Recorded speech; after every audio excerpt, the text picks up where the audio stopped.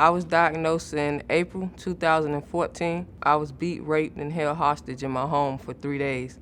I found out that the guy had took pictures and videos, so I was ashamed to press charges. I was losing weight. I got sick, but I thought it was like the cold or the flu, and that's what I treated it like.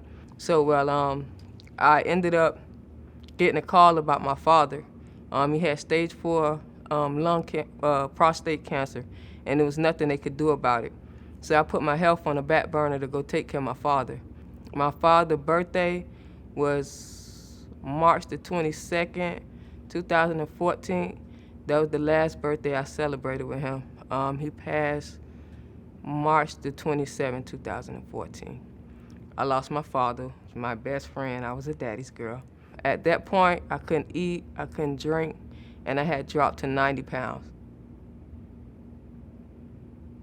After burying my dad, my brother brought me back to South Carolina and made me promise to go to the hospital. I remember when I was in the hospital, the doctor rolled in and he said, the reason you're coughing like this, the reason you can't eat, the reason you can't swallow is because you have AIDS and you need to contact your family.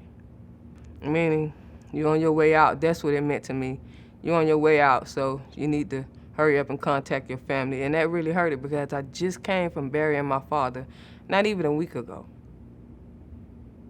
I picked up the phone and I called my brother, but I made him promise not to tell our mama. Yeah, right. As soon as we hung up, he told our mom, and my brother called back. He said, well, what's next? What do you need from me? He said, I lived my life knowing about it.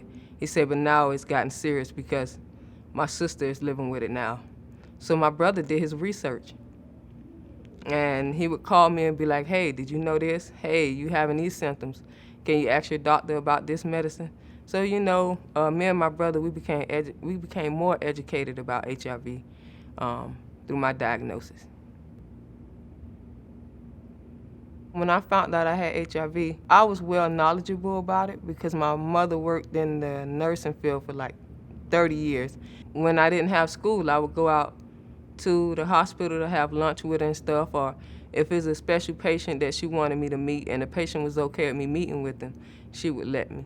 So through my mama, and then also one of my cousins, Tanner, he became HIV positive, and he was in denial. And because he was in denial, we lost my cousin. So I knew what it was like on the outside, but living with is a whole nother journey. I felt like I should have been taught more. HIV criminalization, I didn't know nothing about that. When I first heard about that, I broke down crying. That made me feel like, wow, like, it's so much against me in this world. I just want to live. I just want to be happy. Like, why nobody can't be as happy as I am that I'm undetected? I started off with a CD4 of 6. Now I'm at 775. That's grateful. That's something to celebrate every day. But with the stigma out there and the laws against us, it just brings you back to the beginning of everything. What got me through this journey is the women before me, the women that stepped in these shoes before me. They guided me to where I'm at today, even through all my hardships. They was there for me. They are truly my family. When I got this diagnosis, I also got a family with it, and I love that family. Like I said, I was closed in about my diagnosis. And I felt like I was dying. I was just doing what I had to do. I had that last little string of hope. And when they introduced me to Veronica Briscoe, she was so bubbly and happy. And all I could think about was, how could she be so happy and she's living with the same thing I am? I don't believe this. And getting to know her, I was like, wow, there's no way I can be around this woman and be sad and depressed with what I got going on. So I went to the doctor's office. The doctor's office I went to, they was very opening, very caring, and actually my doctor put a team together for me. So that team helped me get to where I'm at today.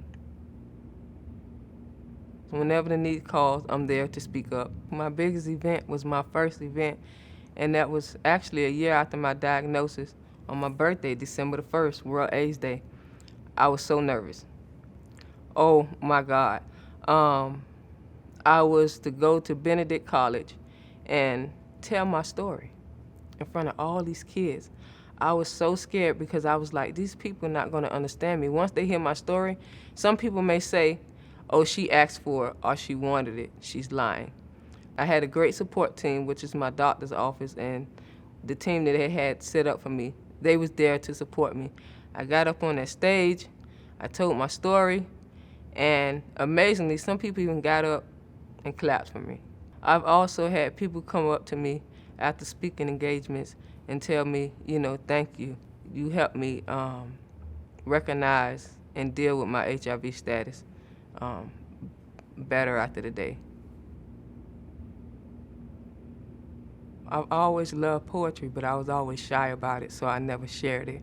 When I became diagnosed, it's like my passion became stronger, but I still couldn't get it out.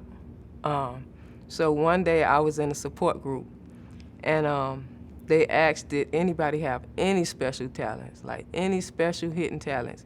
And I was like, I do. I just asked that you don't ask me to do it every time I come here. And they was like, what? I was like, I write poetry. And it's like the whole room melted. Like they never heard my poem before, but just the fact that someone in this room admits that they speak poetry, they write, is a big thing. The first poem that I spoke to someone was I lived it. I lived it.